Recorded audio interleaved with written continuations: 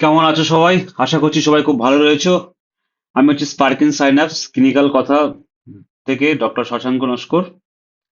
তো আজকে একটা নতুন টপিক আলোচনা করব। টপিকটা হচ্ছে white vaginal discharge. White vaginal discharge টপিকটি শুরু করার আগে সবার কাছে রিকোয়েস্ট করছি যে আমাদের চ্যানেলে যদি নতুন হয়ে থাকো তাহলে চ্যানেলটি সাবস্ক্রাইব করো, লাইক কমেন্ট করো, এবং আমাদের চ্যানেলের ডিসক্রিপশনে একটা টেলিগ্রাম চ্যানেলের লিংক আছে, সেখানে আমাদের প্রত্যেকটা যে ভিডিওগুলো আমাদের চ্যানেলে আপলোড হয়েছে তাদের যে পিডিএফটা আছে, ওখানে পিডিএফ গুলো থেকে কি হবে না, পিডিএফ গুলো দেখে দেখে আমাদের পড়াশোনা করা যেতে পারে ওখানে। তো আর ভিডিওটি শুরু করি। যে হোয়াইট ভ্যাজাইনাল ডিসচার্জ পেশেন্ট যদি আমরা দেখি, ওপিডি তে প্রচুর পরিমাণে কিন্তু এরকম পেশেন্ট আমাদের আসে। ঠিক আছে, এবার সেই পেশেন্ট গুলোকে আমরা কিভাবে অ্যাপ্রোচ করব, তার কি কি হিস্ট্রি নেব, কি কি ইনভেস্টিগেশন করতে হবে বা ইনভেস্টিগেশন না করতে হবে কিনা, হ্যাঁ, তারপর কি ডায়াগনোসিস করতে পারি, সে বিষয়ে আমরা আজকে আলোচনা করব। আজকের আমরা মেজরলি আলোচনাটা করব হচ্ছে ভ্যাজাইনাল ডিসচার্জ। তার কজ হচ্ছে ব্যাকটেরিয়া, ক্যান্ডিডা মানে ফাঙ্গাস, এবং হচ্ছে তার একটা প্রোটোজোয়া ট্রাইকোমোনাস। বাকি যে ভ্যাজাইনাল ডিসচার্জ গুলো আছে, যেগুলো কিন্তু অনেকটা সেক্সুয়ালি ট্রান্সমিটেড ডিজিজের মধ্যে পড়ছে, বিশেষ করে ক্ল্যামাইডিয়া, ট্রাকোমাটিস বা আমাদের গনোরিয়া, সেগুলো মানে মিউকোপ্রুলেন্ট পাস। সে ক্যারেক্টার্স গুলো একটু আলাদা, সেগুলো হচ্ছে আমাদের এসটিআই যে কিট গুলো হয় সেগুলো দিয়ে ট্রিটমেন্ট করতে হয়। কিন্তু আমরা বেসিক্যালি যেটা আজকে করবো যে হোয়াইট ভ্যাজাইনাল ডিসচার্জ, এবং সেটা যেটা অতটা এসটিআই এর দিকে যাচ্ছে না, সেগুলো তা আমরা প্রত্যেকটা আলোচনা করছি। তো এইটা আলোচনা করার আগে আমাদের প্রথমে জানতে হবে যে আমাদের নর্মাল যে ভ্যাজাইনাল যে ডিফেন্স মেকানিজমটা যেটা কি আছে সেটা জানতে হবে। আমরা যদি দেখি যে নর্মালি আমাদের ভ্যাজাইনাটা কি হচ্ছে, একটা কি এপিথেলিয়াল সেলস রয়েছে। সেই সেলস গুলো কি, এখানে যদি একটু আমরা দেখি, এখানে সেইটুকু নিয়ে এসেছি, এটা দেখছি যে কি, যে এপিথেলিয়াল সেলস গুলো উপরে সুপারফিশিয়াল লেয়ার, ইন্টারমিডিয়েট লেয়ার, বেজাল লেয়ার আছে। এগুলো সব স্কোয়ামাস সেলস। ঠিক আছে, না প্রচুর কি আছে, ব্যাকটেরিয়া আছে, অনেক রকমের ব্যাকটেরিয়া থাকে, ল্যাক্টোব্যাসিলাস থাকে বা ডোটারলাইনস ব্যাকটেরিয়া থাকে, এটা কি পলিমাইক্রোবিয়াল নেচার। এবার দেখা যাচ্ছে ইস্ট্রোজেন কি করছে না, এই সেলস গুলোতে কি হচ্ছে না, গ্লাইকোজেন স্টোরেজ করছে। ইস্ট্রোজেন হচ্ছে কি, গ্লাইকোজেন স্টোরেজ করছে। সেই গ্লাইকোজেন থেকে কি হচ্ছে না, ল্যাকটিক অ্যাসিড এবং আমাদের H2 তৈরি হচ্ছে। তাহলে ল্যাকটিক অ্যাসিড মানে কি, অ্যাসিড মানে পিএইচটা কি কমের দিকে থাকবে। আবার H2 তৈরি হচ্ছে। H2 তৈরি হচ্ছে মানে কি হচ্ছে, একটা হচ্ছে টক্সিক জিনিস তৈরি হচ্ছে। সেটা কি করছে না, অন্য যে প্যাথোজেনিক যে আমাদের ব্যাকটেরিয়া গুলো ওখানে আছে সেগুলো গ্রো করতে দিচ্ছে না।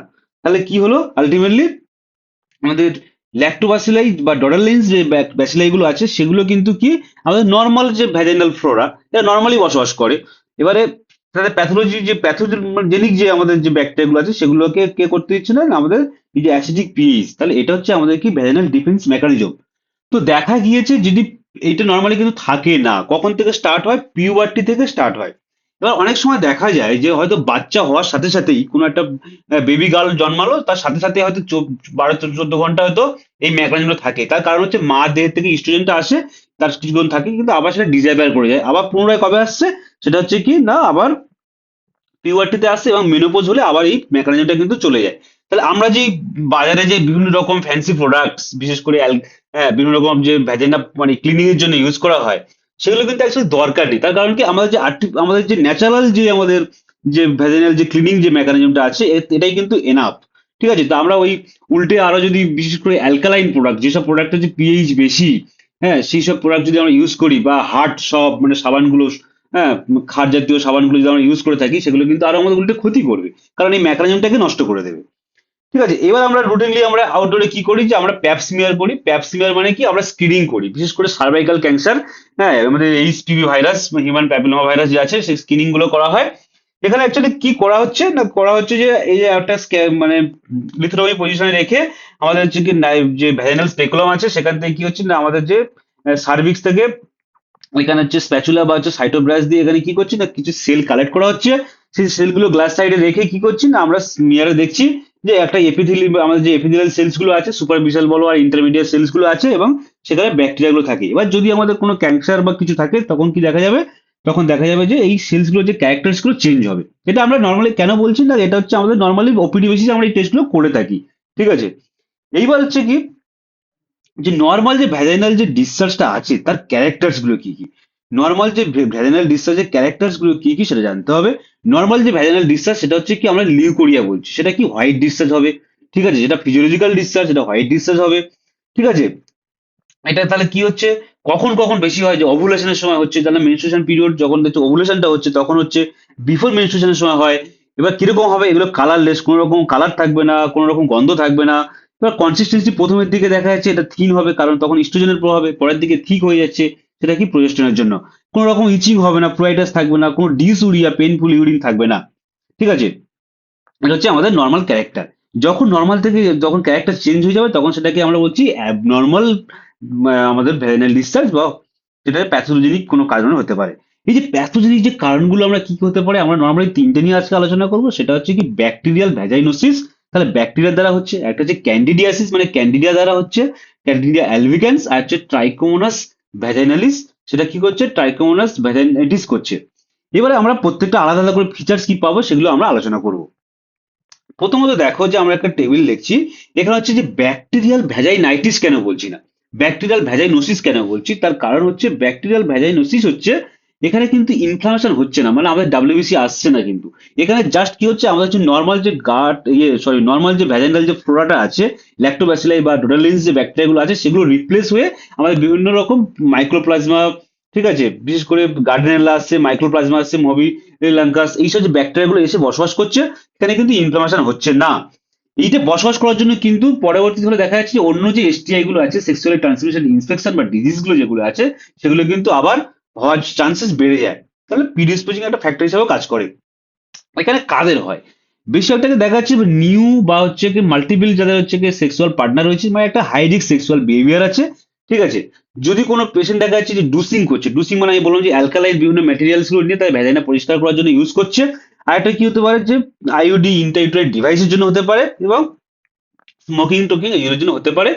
ঠিক আছে, তাহলে কি হচ্ছে, ব্যাকটেরিয়ার যে আমাদের নর্মাল ফ্লোটা তাদের তার নষ্ট হয়ে যাচ্ছে, তাদের কলোনিগুলো নষ্ট হয়ে গিয়ে অ্যাবনর্মাল প্যাথোজেনিক ব্যাকটেরিয়াগুলো আমাদের চলে আসছে।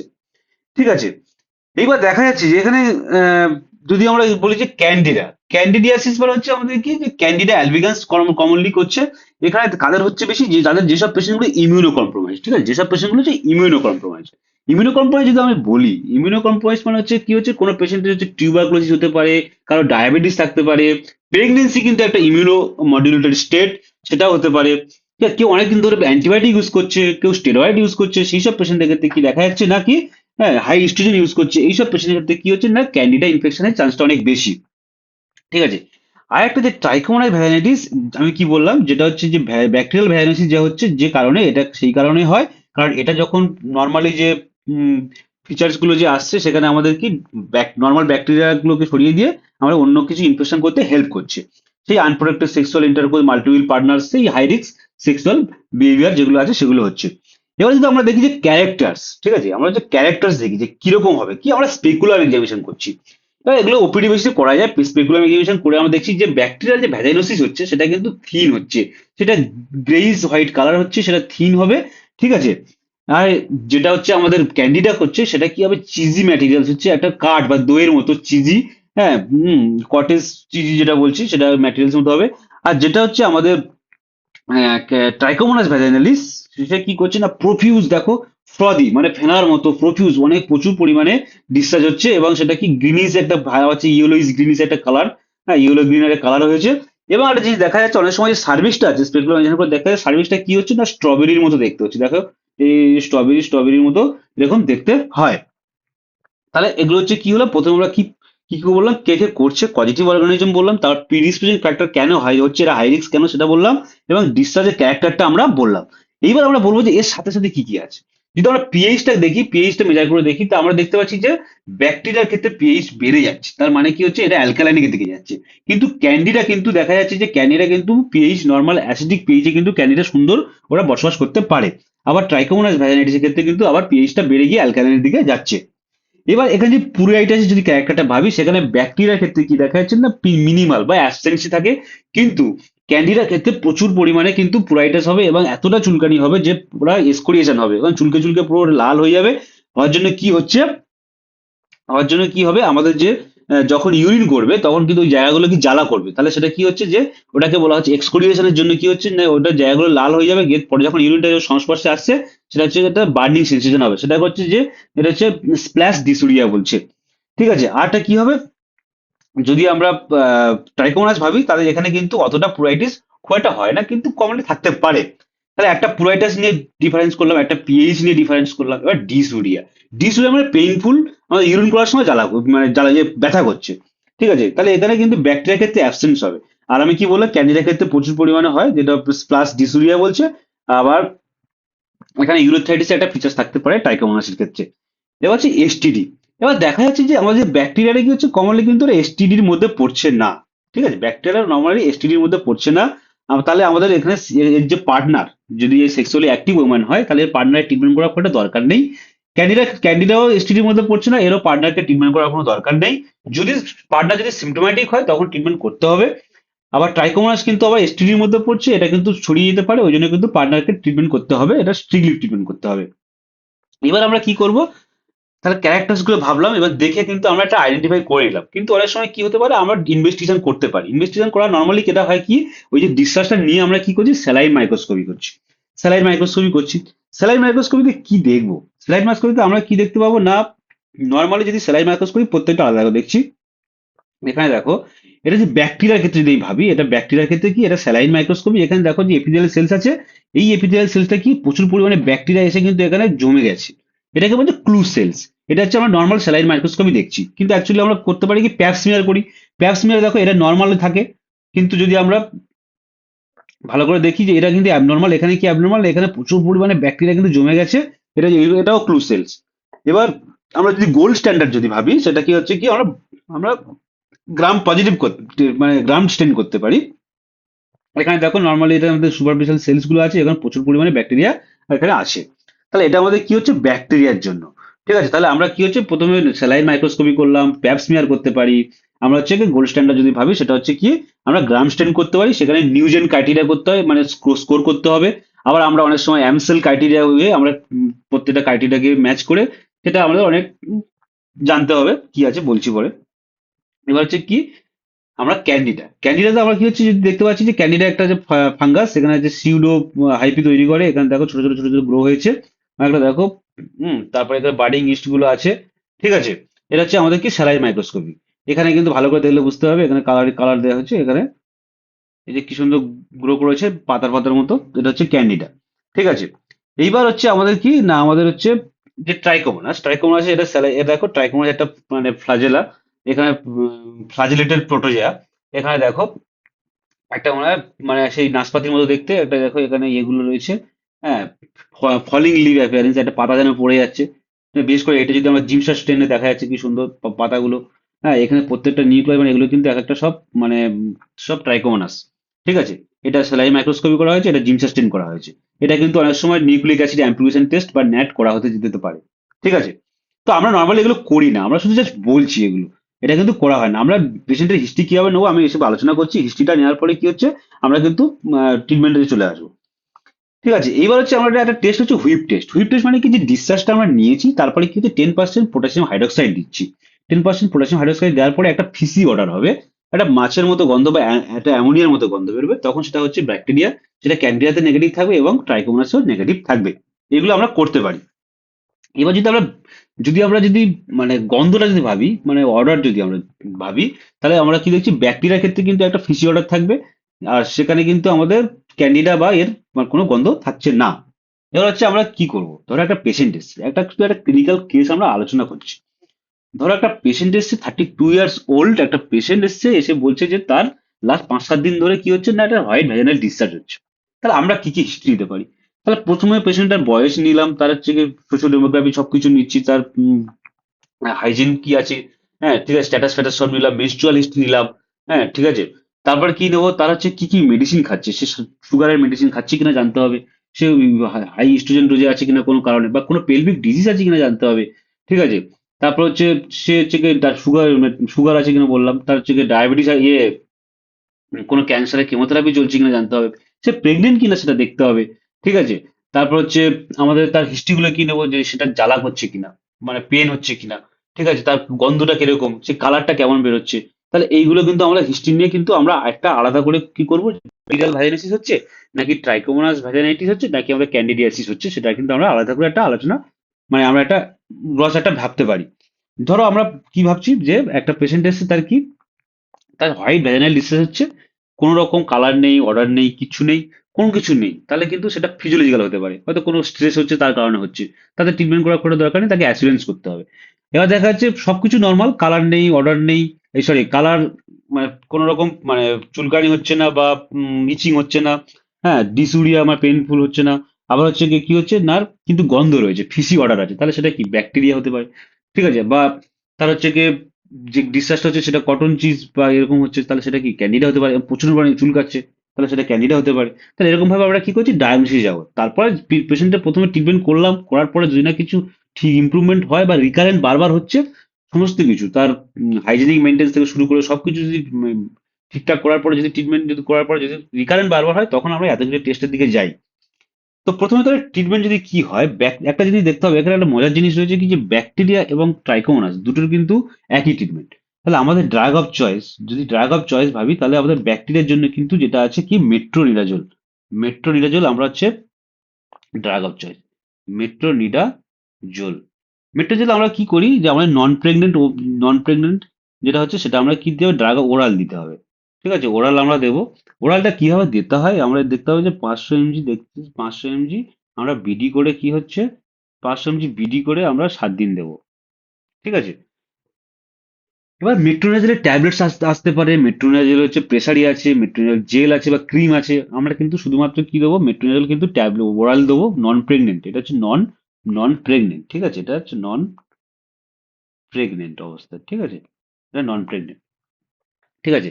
এটা সেম কি হবে, ট্রাইকোমোনাসের ক্ষেত্রে সেম অ্যাজ ব্যাকটেরিয়াল ভ্যাজাইনোসিস, ঠিক আছে।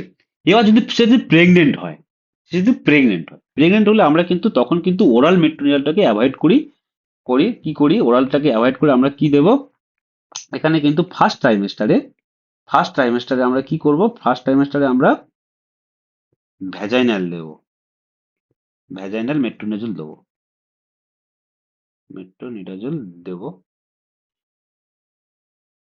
ঠিক আছে। এবার সেকেন্ড অ্যান্ড থার্ড ট্রাইমেস্টারে আমরা ওরাল দিয়ে দেবো, ওরাল মেট্রোনিডাজল দেবো, সে একই ডোজে যেরকম দেওয়া হচ্ছে সেরকম দেবো, বোঝা গেল। এবার যদি আমরা যদি ব্যাক মানে ট্রাইকোমোনাস ভ্যাজাইনাইটিসের ক্ষেত্রে ভাবি, সেই একই জিনিস, same same as bacterial vaginosis, অনেক সময় ক্লিন্ডামাইসিনও দেওয়া যেতে পারে, ঠিক আছে, অল্টারনেটিভ যদি আমরা চয়েস করি, সেখানে ক্লিন্ডামাইসিনও দেওয়া যেতে পারে, কিন্তু মেট্রোনিডাজল সুন্দর কাজ করে, কোনো অসুবিধা নেই, বা আমরা মেট্রোনিডাজল গ্রুপের যে ড্রাগগুলো আছে, সেক্রিনাজোল বা টিনিডাজলও দিতে পারি। এবার হচ্ছে আমাদের কি, এবার হচ্ছে আমাদের হচ্ছে গিয়ে ক্যান্ডিডা। ক্যান্ডিডাতে আমরা নর্মালি কি করি, যদি নন প্রেগনেন্ট হয় আমরা কিন্তু একটাই ফ্লুকোনাজল দিই, ফ্লুকোনাজল একটাই single dose, 150 mg single dose, ঠিক আছে, আর কিছু করতে হবে না, ফ্লুকোনাজল 150 mg সিঙ্গেল ডোজ, আর কিছু করার দরকার নেই। যদি প্রেগনেন্ট হয় তখন কিন্তু আমরা ফ্লুকোনাজলটা কন্ট্রাইন্ডিকেটেড, সেই জন্য করে আমরা কি করব, ফ্লুকোনাজলটা কন্ট্রাইন্ডিকেট হওয়ার জন্য আমরা হচ্ছে কট্রিমাজল, বা যেটা ক্যান্ডিড ভ্যাজাইনাল জেল আছে, ভ্যাজাইনাল যে জেলটা ওটা আমরা ইউজ করতে বলি, ঠিক আছে, এটা আমরা ইউজ করতে পারি, সেখানে ওরাল মেডিসিন কোনো কিছু দেওয়া হয় না, ঠিক আছে। তো আমাদের আলটিমেটলি এটা কিন্তু ট্রিটমেন্ট হলো। এবার পার্টনার ট্রিটমেন্ট আমি কার ক্ষেত্রে করতে বলেছি, পার্টনার ট্রিটমেন্টটা আমরা বললাম যে ট্রাইকোমোনাস ভ্যাজাইনালিটিসের ক্ষেত্রে, ভ্যাজাইনালিটিসের পার্টনার ট্রিটমেন্ট করতে হবে। ক্যান্ডিডা কখন করবো, যখন পার্টনার সিমটোম্যাটিক হবে, ব্যাকটেরিয়া করার কোনো দরকার নেই। এবার পেশেন্টের হাইজিন মেনটেন করতে হবে, পুকুরে স্নান করা বন্ধ করতে হবে। আমাদের একটা পিডিএফ, আমরা বাংলায় সবকিছু লেখা যায়, কি কি করা উচিত কি কি করা উচিত না, সেই পিডিএফটা আমাদের টেলিগ্রাম চ্যানেলে দিয়ে দেবো, সবাই অবশ্যই করে পিডিএফটা পড়লে বাংলায় সুন্দর করে লেখা আছে, সবকিছু বুঝতে পেরে যাবে, ঠিক আছে। তো আশা করি, তাহলে একটা পেশেন্ট যদি আমাদের কাছে আসে, আমরা মোটামুটি একটা কিভাবে অ্যাপ্রোচ করছি, কিভাবে ডিফারেন্সিয়াল ডায়াগনোসিস করছি, করে আমরা কিভাবে কোনটা ব্যাকটেরিয়া, কোনটা ক্যান্ডিডা, কোনটা হচ্ছে ট্রাইকোমোনাস করছে, এবং তার যে বিশেষ করে যে গন্ধ, বর্ণ এবং যে ইচিং যে ক্যারেক্টার গুলো নিয়ে আমরা একটা আলাদা করে ভাগ করলাম, এবং যদি আমরা স্পেকুলার ইমেজিং করতে পারি, দেখে আমরা একটা ডায়াগনোসিস করে একটা ট্রিটমেন্ট আমরা করতে পারলাম কিন্তু। দেখো একটা হিসেবে মতো, এটা একই, ব্যাকটেরিয়া এবং ট্রাইকোমোনাস একই, আর ভাই ক্যান্ডিডা তো সিম্পল ট্রিটমেন্ট, ঠিক আছে। তো আশা করছি ভিডিওটি সবার খুব ভালো লেগেছে, ভালো লাগলে আমাদের চ্যানেলে তো অবশ্যই সাবস্ক্রাইব করো, এবং এই টেলিগ্রাম চ্যানেলে কিন্তু এই নোটসটা দেওয়া হবে, এর সাথে সাথে আরেকটা বাংলাতে নোটস আছে, কি কি আহ, করা উচিত কি কি করা উচিত না, ভ্যাজাইনাল ডিসচার্জের জন্য দুটো পিডিএফ আমি পাঠিয়ে দেবো আমরা, ওখান থেকে পড়ে নেবে। সবাইকে অসংখ্য ধন্যবাদ ভিডিওটি দেখার জন্য।